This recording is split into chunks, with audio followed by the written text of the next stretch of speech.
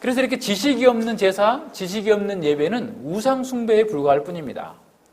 복과 생명의 근원이신 하나님을 버려버렸기 때문에 그들이 아무리 뭘 가진다 할지라도 거기서 진정한 만족을 얻을 수 없어요. 아무리 음행을 해도 자손이 불어나지 않습니다. 하나님에 대한 살아있는 하나님의 신앙을, 여호와 종교를 성전 종교로, 죽은 종교로 타락시켜버린 제사장과 그 백성들은 그들이 소유한, 지금 현재 소유한 그 축복마저도 앞으로 20, 30년 내에 다 잃어버릴 거예요. 오히려 발가벗겨진 채로 먹거리처럼 다 엮여가지고 수치를 당하면서 이방 땅의 노예로 팔려갈 상황입니다. 이 상황에 지금 말씀을 전하고 있어요. 그럼에도 사람들은 듣지 않습니다.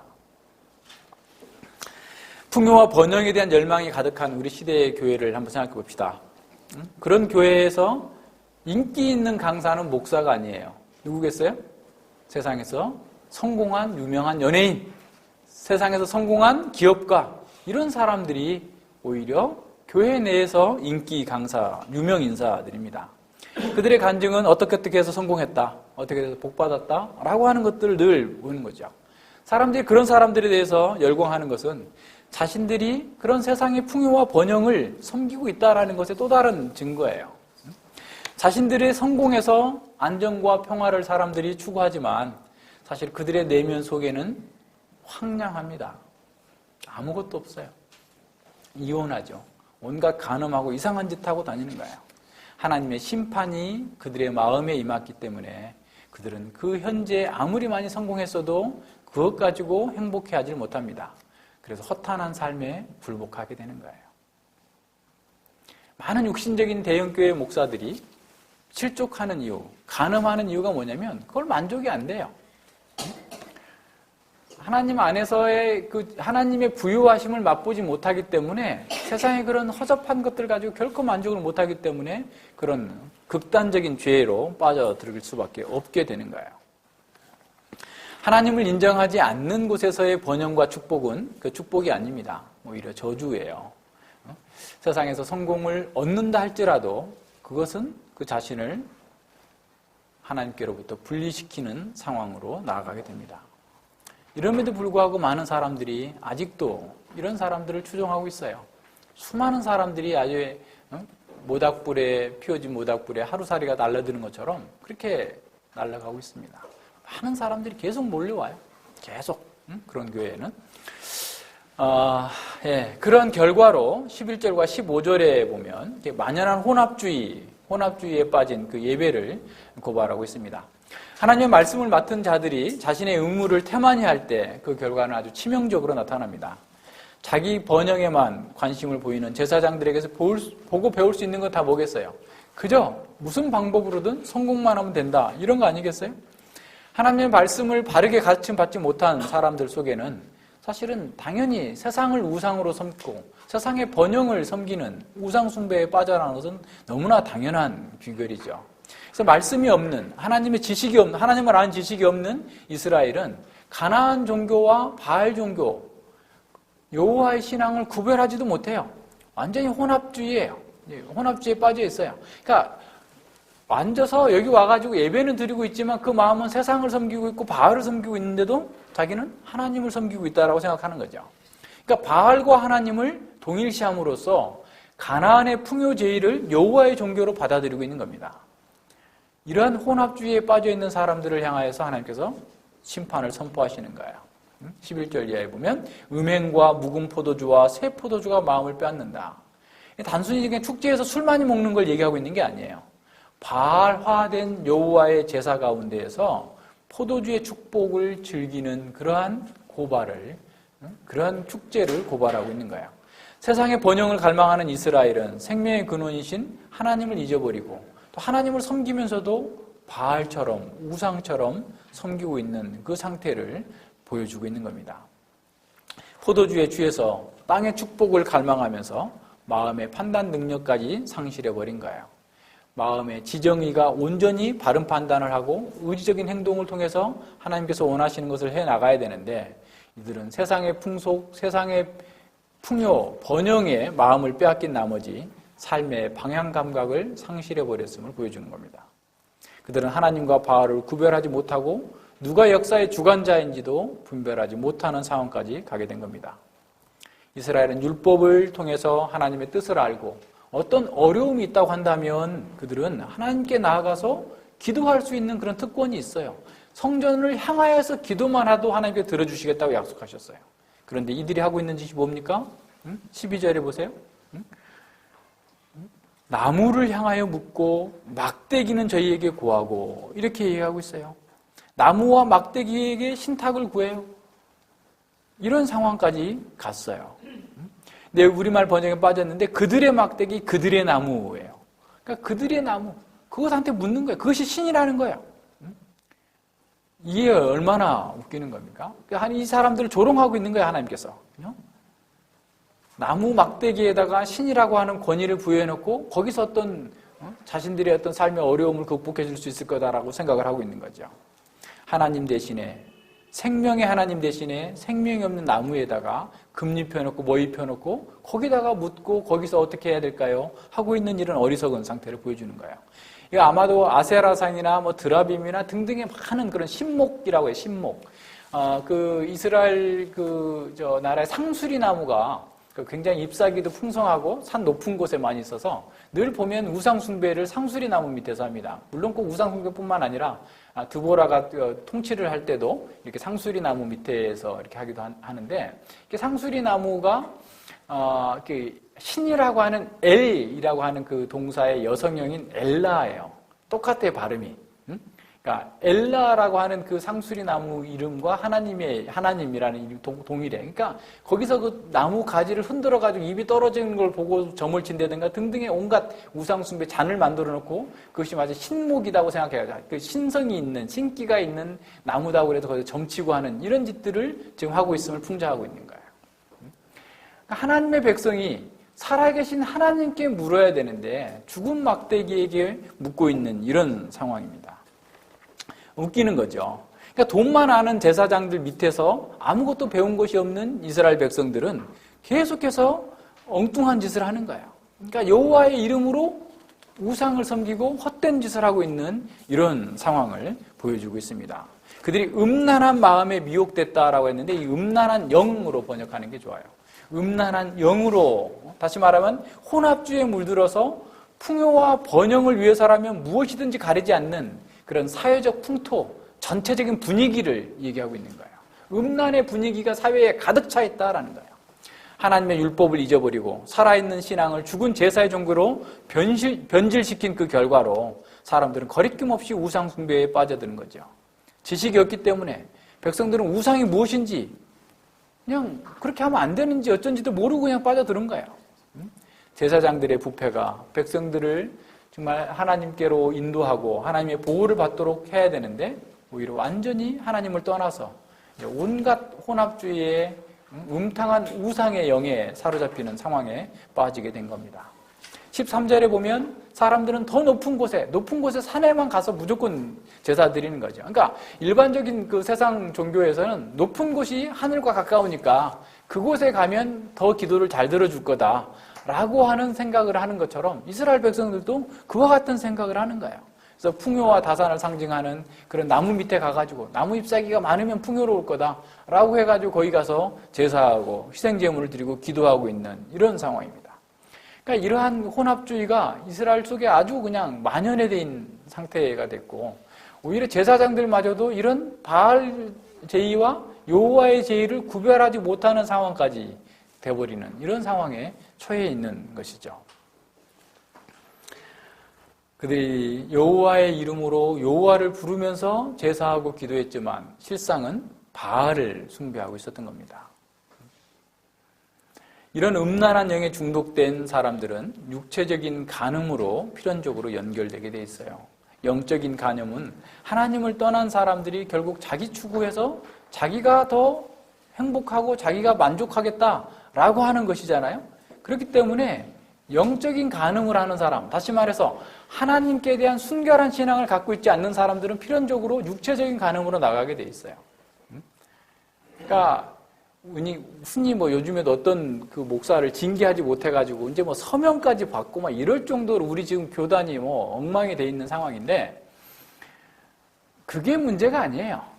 더 큰 문제는 뭐였어요? 영적인 간음의 문제예요. 그 사람의 메시지와 그 사람의 설교 속에서 이런 우상이 가득 차 있음을 사람들이 파악하지 못해요. 분별하지 못해요. 그게 더 큰 문제예요. 그것을 드러낼 수 있는 사람이 없어요. 모든 게 마찬가지입니다. 여러분이든 저든 어느 누구든 간에 하나님께서 우리를 붙들어 주시지 않고 우리가 하나님으로 만족하지 않는다면 끝은 이거예요. 끝은 간음으로 나가게 될 수밖에 없어요. 14절에 보면 딸들, 며느리들 간음하는 것으로 나오죠. 그러나 이 딸들과 며느리들을 간음에 대한 고발은 사실은 그 시아버지와 아버지에 대한 고발이에요. 왜냐하면 이 고대의 딸과 며느리는 그 가장인 아버지 또는 시아버지의 권위 아래에 있기 때문에 그들이 방조하지 않고서는 이렇게 할 수가 없어요. 그러니까 시아버지, 아버지가 맨날 이런 간음하고 어떻게 보면 이런 성전 창기들과 음행을 하고 손 우상 숭배하고 세상의 번영을 추구하기 위해서 뭐든지 수단 방법을 가리지 않고 있는 그런 상황에서 딸들과 며느리 배운 것이 그거밖에 없는 거예요. 쉽게 말하면. 자연스럽게 따라가는 상황이 돼버린 거예요. 그러니까 그것을 지금 고발하고 있는 거예요. 남자들은 계속해서 더 악한 상태로 빠지게 되죠. 여호와의 이름으로 가서 성전 창기들과 하나가 되는 이런 상태입니다. 그래서 깨닫지 못하는 백성을 패망하리라 라고 말씀해요. 하나님을 아는 지식이 없는 백성들은 결국 패망하게 될 것입니다. 하나님을 아는 지식이 없기에 자신이 예배하는 신이 여호와가 아니라 바알이라는 것을 깨닫지도 못하는 사람들은 결국 멸망을 당할 거다라는 거예요. 15절에 보면 갑자기 이스라엘의 우상 숭배를 고발하다가 유다에 대한 권면이 나옵니다. 이스라엘아 너는 행음하여도 유다는 죄를 범치 말아야 할 것이니라. 너희는 길갈로 가지 말며 벳야민으로 올라가지 말라. 여호와의 사심을 가리켜 맹세하지 말지어다. 자, 하나님은 유다를 이스라엘로부터 분리시켜서 유다만이라도 범죄하지 말라라고 말하는 거예요. 여러분이라도 그렇게 하면 안 된다라는 거예요. 그러니까 하나님의 백성들, 다른 사람은 다 그렇게 살더라도 우리는 그렇게 살면 안 된다라고 말씀하고 있는 거예요. 이스라엘 백성들에게 타락한 교회에게 하나님의 백성다운 삶을 기대할 수 없는 상황에서 하나님께서는 남은 자들에게 유다에게 너희들은 그렇게 가지 말라. 길갈로 가지 말고 원래는 베델인데 베델은 하나님의 집이라는 뜻인데 벳아원이라고 하는 것은 악의 집, 죄악의 집이라고 이름을 바꿔서 조롱해서 불러요. 그러니까 그들이 아까 우리 그 아모스 사장에서 얘기하고 있는 것처럼 그들이 길갈로 가서 베델로 가서 죄를 더하는 것처럼 지금 더 죄를 짓고 있기 때문에 이와 같은 표현을 쓰고 있는 것이죠. 여호와의 신앙에 옛 전통에 뿌리를 두고 있는 북왕국의 주된 성소인 이 길갈과 베델이 더 이상 여호와의 성소가 아니었어요. 죽은 전통만 남아있을 뿐 이제는 여호와께서 함께 하시지 않는 곳이 되어버렸고 가나안 풍요제의에 점령당한 길갈과 베델은 우상 숭배의 성소가 되어버린 것이죠. 그리고 여호와의 사심을 가리켜 맹세하지 말라라고 하는 것은 여호와의 이름과 바알의 이름이 막 혼동돼서 사용되고 있는 그 상황 속에서 너희들이 여호와의 백성다운 삶을 살지도 않으면서 여호와의 이름으로 맹세하지 말라라는 거예요. 그러니까 여호와의 이름으로 다신교 사회에서 여호와의 이름으로 맹세한다라는 것은 거의 신앙 고백과 같은 겁니다. 그런데 사실은 하나님께서는 너희가 여호와의 사심을 두고 맹세하라라고 했는데 오히려 그런 여호와의 백성다운 삶을 전혀 살지 않고 있는 사람들이 여호와의 이름을 빙자해서 잘못된 맹세에 자신의 신앙 고백을 하는 것 자체를 하나님께서 하지 말라라는 거예요. 그들의 삶이 전혀 드러나지 않고 있기 때문에 그런 거예요. 오히려 하나님을 자신과 자기 만족과 자기 행복 추구를 위한 도구로 만들어버리고 여러 많은 신들 중에 또 다른 하나의 신으로 만들어버리기 때문에 입으로는 여호와를 고백하고 여호와의 신앙을 고백하지만 그 삶에서는 바알을 섬기고 있는 그 상태를 지적하고 있는 겁니다. 오늘날도 하나님을 아는 지식이 없는 사람들 속에서 똑같은 것을 발견해요. 하나님의 이름을 그렇게 입에 달고 다니지만 주여 주여 주여를 그렇게 하지만 실제 삶 가운데에서는 바알에 속한 자인 것이 너무 명확하게 드러나는 사람들 속에 우리는 차라리 하나님의 이름을 부르지 않았으면 좋겠다라고 하는 생각을 하는 거예요. 16절과 19절에서는 그들의 파국을 이렇게 자초하고 있음을 보여줍니다. 완강한 암소 같아요. 하나님의 선지자가 계속해서 하나님의 말씀을 선포하고 있음에도 불구하고 그들은 전혀 반응을 보이지 않습니다. 그래서 하나님께서 최종적인 선고를 하고 있는 거예요. 우상 숭배를 떠나라, 여호와의 신앙의 순결함으로 돌아오라 라고 계속해서 그들에게 거듭된 경고와 선포를 하였음에도 불구하고 그들은 그것을 이런 지하에 거부해버렸음을 알 수 있습니다. 그들은 고집센 암소가 완강하게 자신의 잘못된 길에서 돌이키지 않는 것처럼 계속해서 잘못된 길로 가고 있는 거예요. 그렇기 때문에 이제는 멸망을 피할 수 없는 상황에 처해 있다라는 거예요. 우상을 따르면서도 하나님을 따른다고 착각에 빠져서 계속해서 자기 길에서 돌이키지 않는 겁니다. 16절 보십시오. 이스라엘은 완강한 암소처럼 완강하니 이제 여호와께서 어린 양을 넓은 들에서 먹임같이 저희를 먹이겠느냐. 과거에는 아주 길 잘 들인 암소처럼 순종하여서 하나님의 뜻을 잘 이루었던 그런 사람들이 이제는 고집불통의 암소가 되어버린 거예요. 이런 사람들에게 선지자가 아무리 얘기를 해도 소규의 경익기가 된 거예요. 자기밖에 모르기 때문에 하나님의 뜻을 따라오라 라고 해도 결코 움직이지 않는 이런 상태로 떨어져 있는 그 상황을 보여주는 거죠. 그들은 여호와를 목자로 자신들을 그분의 양으로 간주했을 것입니다. 그래서 하나님께서 자신들에게 넓은 들, 정말 풍요와 번영의 상징, 자유의 상징의 그런 꼴을 먹여주실 것을 기대했을 겁니다. 그러나 여호와의 율법을 거절한 이스라엘에게 하나님께서는 그들의 목자가 되기를 거부하시는 거예요. 할 수 없음을 선언하시는 거예요. 목자에게 고집된 암소를 돌봐야 될 의무가 전혀 없다라는 겁니다. 여호와를 배반하고 바알을 쫓고 있는 이스라엘 백성들은 더 이상 여호와의 양이 아니다라고 하는 사실을 선포하고 있는 것이죠. 주님의 음성을 따르지 않고 자기 뜻대로 행동하는 완강한 암소는 하나님과 전혀 상관없이 살 것이다. 풍요와 안전을 상징했던 그 넓은 들은 이제 약육강식만 남아있는 살육의 거친 들판으로 변모하게 될 것을 예언하고 있는 겁니다. 광야에서 하나님과 언약을 맺고 연합했던 이스라엘 백성들이 하나님을 버리고 우상과 연합함으로 말미암아서 그들은 의지적으로 지속적으로 하나님을 떠나서 하나님을 반대하는 세력 속에서 하나님의 이름을 불렀던 것입니다. 12장 1절에 보면 아수르와 애굽의 동맹을 연합했다라고 했는데 이들은 여호와의 이름을 부르면서도 자신을 위해서라면 누구와도 다 연합할 수 있는 그런 사람들이었죠. 하나님은 여러 신들 가운데 자기를 도와줄 수 있는 어떤 신의 하나에 불과한 거예요. 유일신이 아닌 거예요. 그러나 에브라임은 바로 그 대가를 치러야 될 것입니다. 하나님께서 그들을 더 이상 간섭하지 않으시고 우상에게 내버려 두시겠다라는 거예요. 이제는 더 이상 선지자를 보내서 그들을 경고하시지도 않겠다라고 말씀하는 거예요. 에브라임이 우상과 연합하였으니 17절에 버려두리라. 더 이상 그들을 어떻게 말씀도 하지도 않겠다라는 거예요. 하나님의 말씀을 고의적으로 듣지 않으려고 하는 이 사람들 속에 하나님의 말씀을 빼앗아 버리시겠다라는 거예요. 이사야 28장에서도 나오죠. 이스라엘 백성들이 계속해서 하나님의 말씀을 전해줘도 듣지를 않아요. 그래서 이사야 28장 11절에서 뭐라고 말씀하냐면 그러므로 생소한 입술과 다른 방언으로 이 백성에게 말씀하시리라. 다시 말하면 바벨론의 포로로 잡혀가가지고 철저하게 알아듣지도 못하는 사람들한테 주인들한테 두들겨 맞으면서 하나님의 말씀이 옳았어 라고 하는 사실을 깨닫게 하실 거다라는 거예요.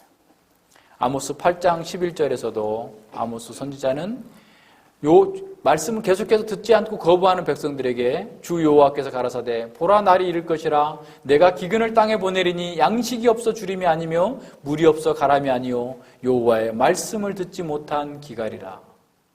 하나님의 말씀을 아예 들려주지 않겠다라고 말씀하는 거예요.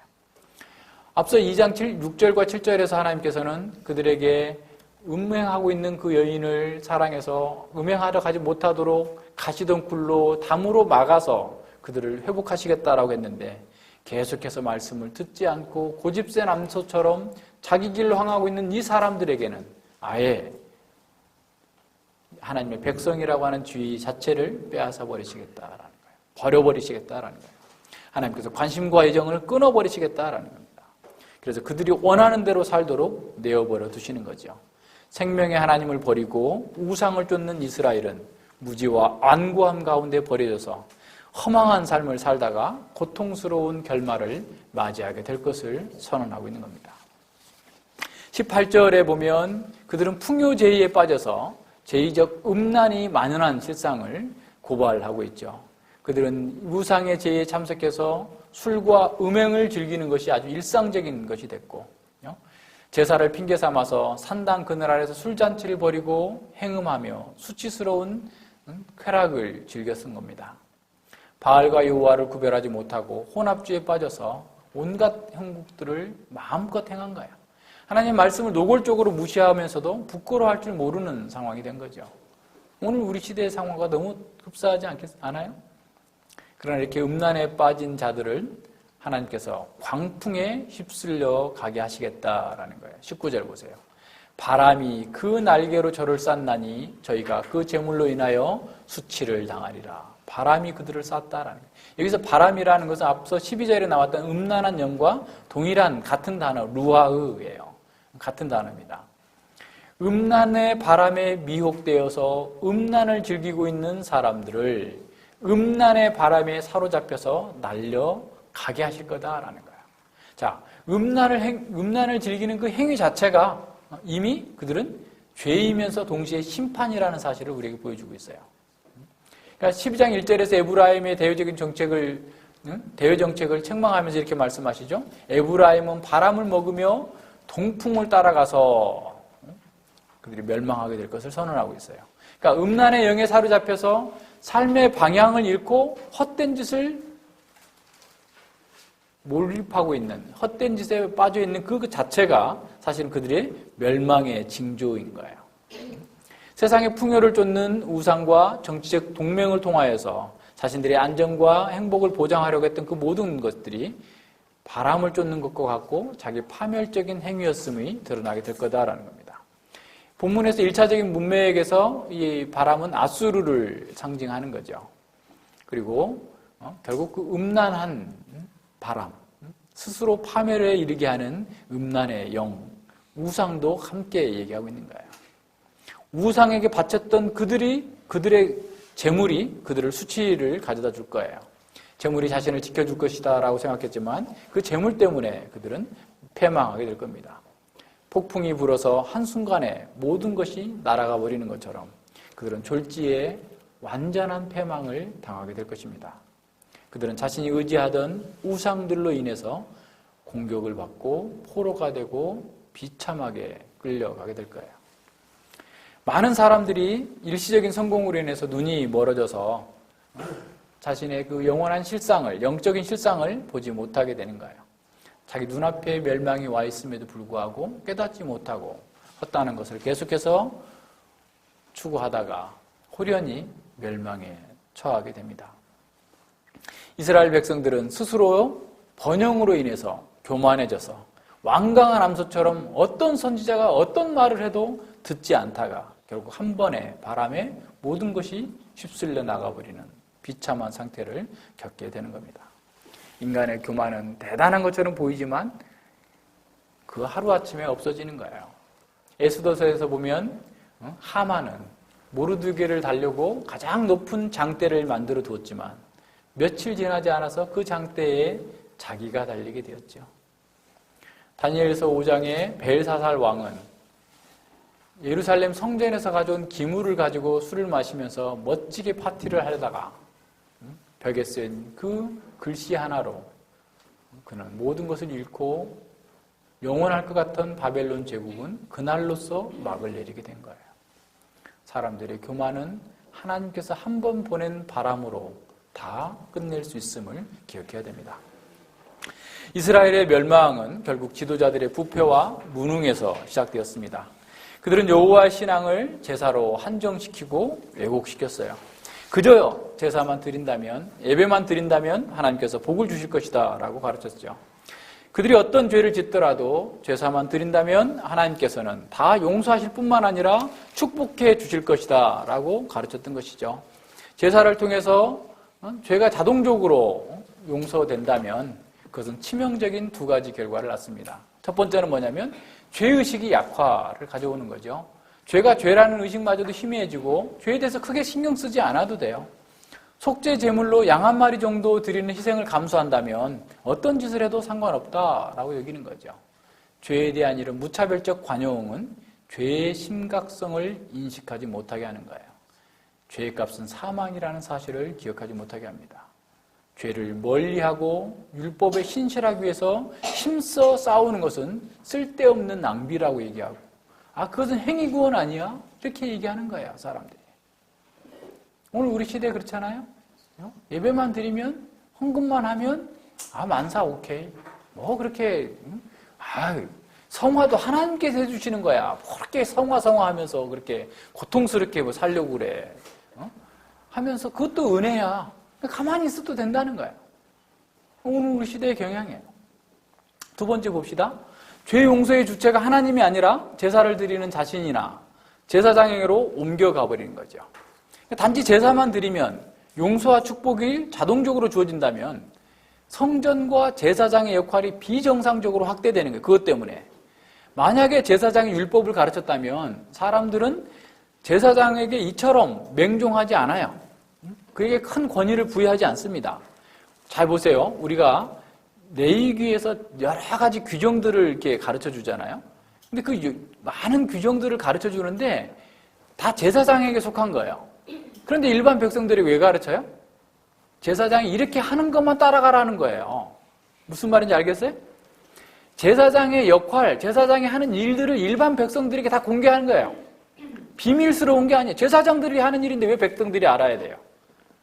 백성들이 그러한 바르게 권위를 사용할 때 제사장에게 순종하고 제사장을 돕는 역할을 하는 것이지, 만약에 그러한 방식에 떠나 있으면 순종하지 않아도 된다. 제사장이 이건 나만 아는 비밀이니까 너희들은 내가 안 한 대로 해. 하지 못하게 한 거예요. 공개적인 거예요. 오늘도 하나님 말씀을 목사만 알고 있다면 어떻게 되겠어요? 중세시대에 그랬어요. 근데 그 사람 나중에 목사들도 모르죠. 신부들도 몰라요. 하나님 말씀이 뭔지.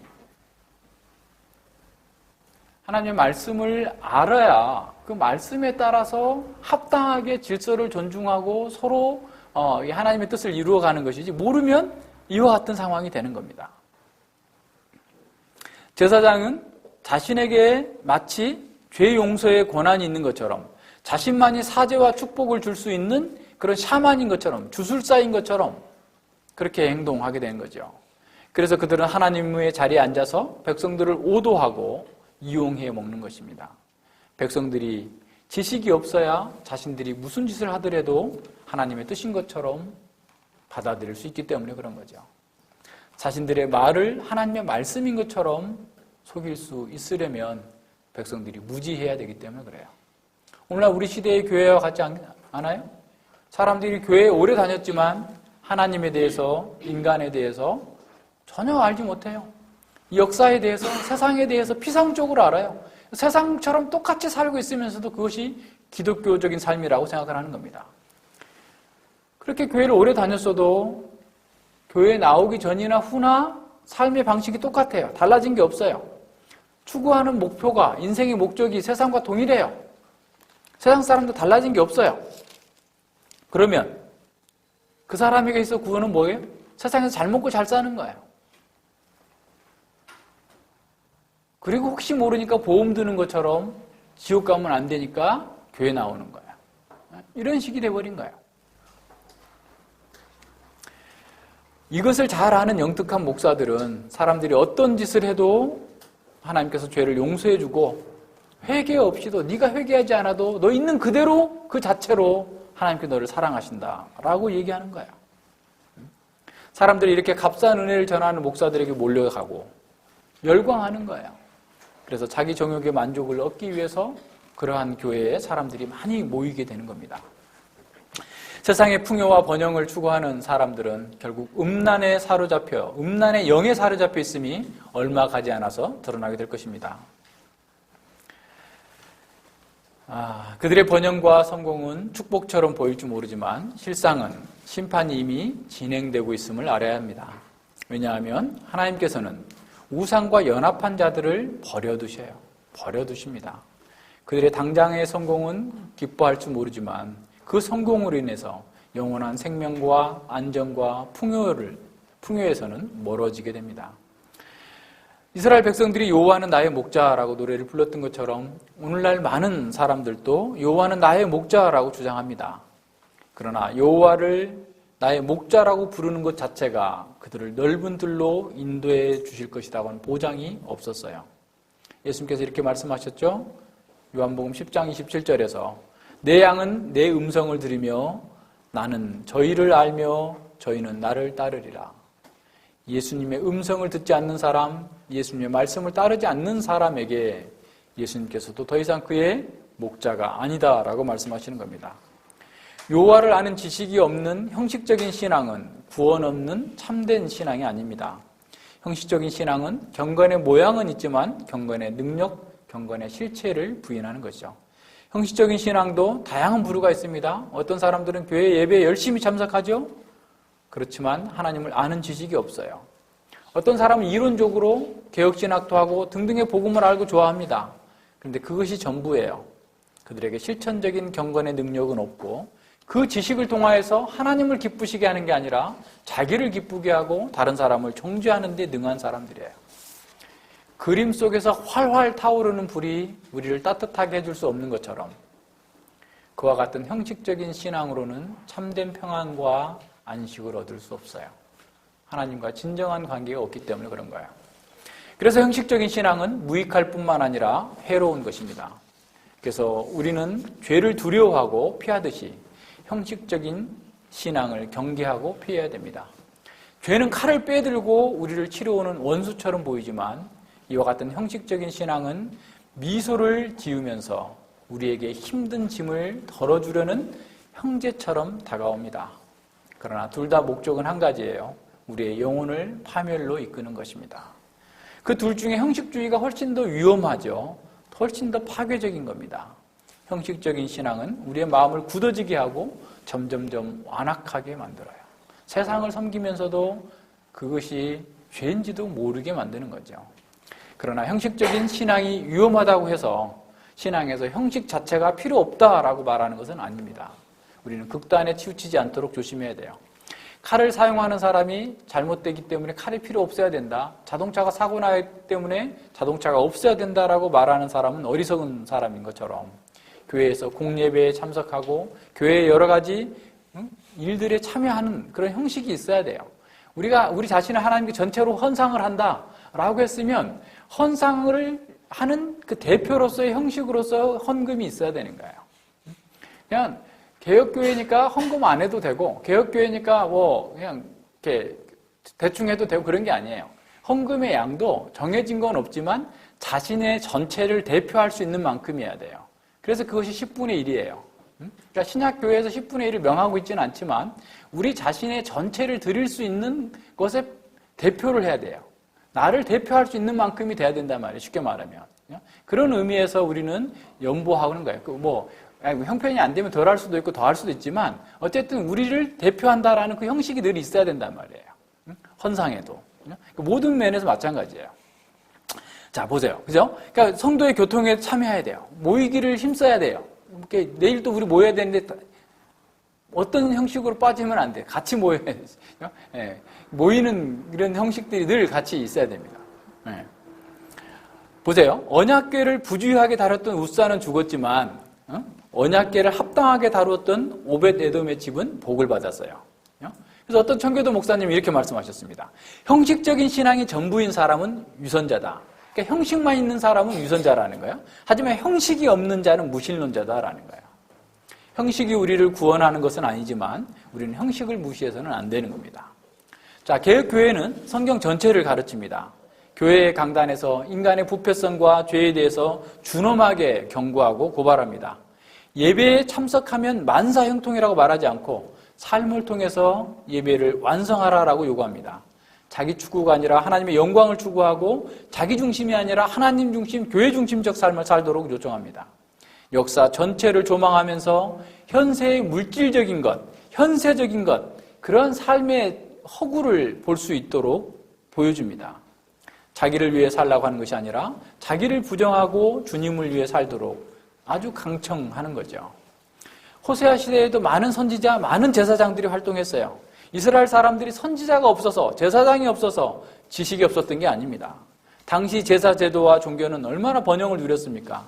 그러나 앞에서 본 것처럼 자신에게 주어진 직무를 태만히 하고 무능했다고 한다면 누구도 도울 수 없어요. 더뿐만 아니라 그들은 사악하게도 하나님의 공적인 직무를 자신의 사역을 추구하는 수단으로 삼았다라는 겁니다.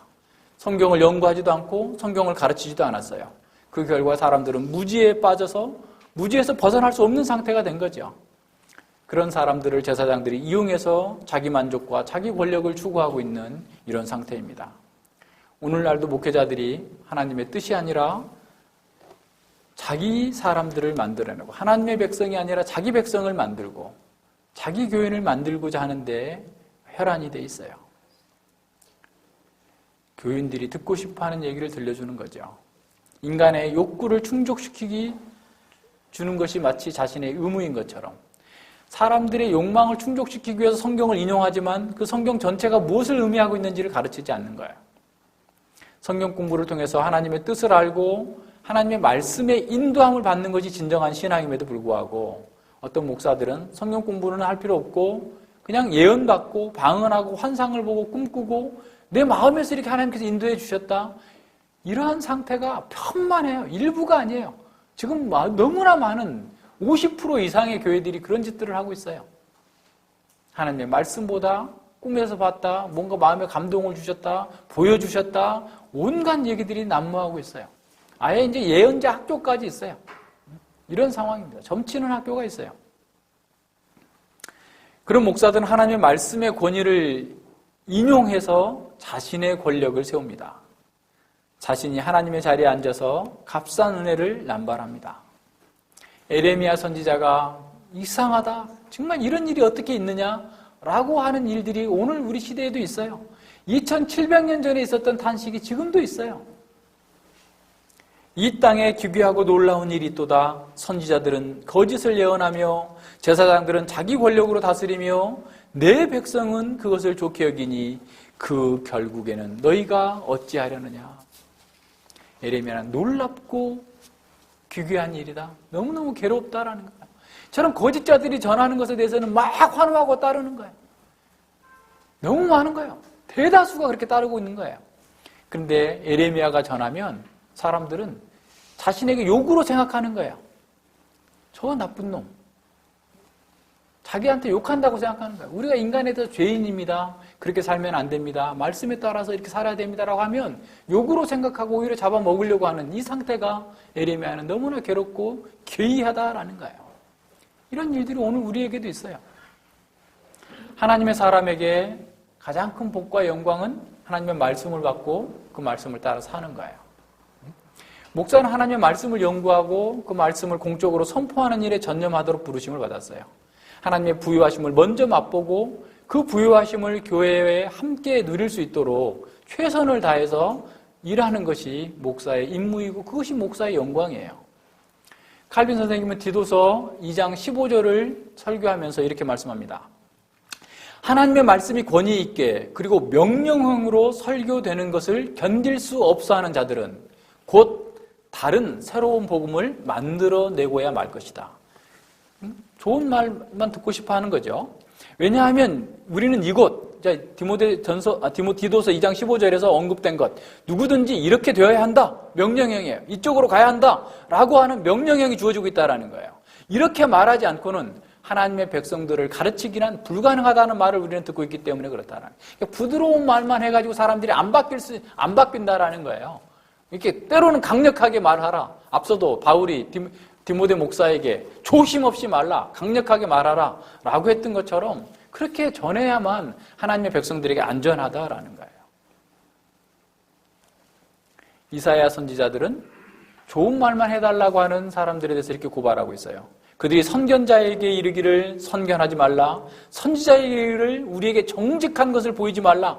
부드러운 말을 하라. 거짓된 것을 보이라. 다시 말하면 축복만 전하라. 왜 자꾸 죄인이라고 그러느냐. 스트레스 받게 우울하게. 좋은 말만 좀 해줘라. 아, 여러분 한 주 동안 얼마나 고생하셨습니까? 하면서 자기 사람들을 위로해줘야지. 왜 자꾸 내 심상을 그냥 다 뚫고 보면서 그냥 다 드러내십니까? 그렇게 좀 하지 말라 라고 하는 거예요. 모든 시대의 사람들이 그래요. 우리의 부패성이 그렇습니다. 인간이 이게 인간이에요. 자, 한번 생각해 봅시다. 우리가 누구인가? 우리는 누구와 연합한 사람인가? 정말 하나님의 말씀으로 자기를 부인하도록 요구하는 사람과 연합되어 있는가? 아니면 사람의 문제는 자존감의 문제야. 자존감을 높여야 된다라고 떠드는 사람들과 연합해 있는가? 그런 교회에 속해 있는가? 하나님의 말씀으로 세속의 문화와 형식적인 신앙의 위험을 경고하는 사람과 연합해 있는가? 그런 교회 속에 우리가 있는가? 아니면 세상의 것은 좋아. 영화도 보고 우리 단체 영화 관람도 하고 드라마도 보고 등등의 이런 좋은 것들 다 갖다 해야지 라고 하는 사람들과 연합해 있는가? 하나님의 말씀으로 역사 전체를 조망하면서 텔레스코핑의 방식으로 우리가 이 역사 가운데서 이 현실 세계를 어떻게 뚫고 나가고 어떻게 승리할 것인가를 보여주는 사람과 연합해 있는가? 아니면 현실의 영광만 보고 땅에 있는 것들만 관심을 갖고 살다가 가는 사람들과 연합해 있는가? 우리는 누구랑 같이 있기를 원하는지 한번 생각해 보세요. 누가 하나님 편에 선 사람입니까? 누가 하나님 편에 선 교회입니까? 당신은 누구와 함께 있기를 원합니까? 참된 신앙을 선택해야 되는 것. 그것은 우리 각자에게 달려진 문제예요. 같이 기도하겠습니다.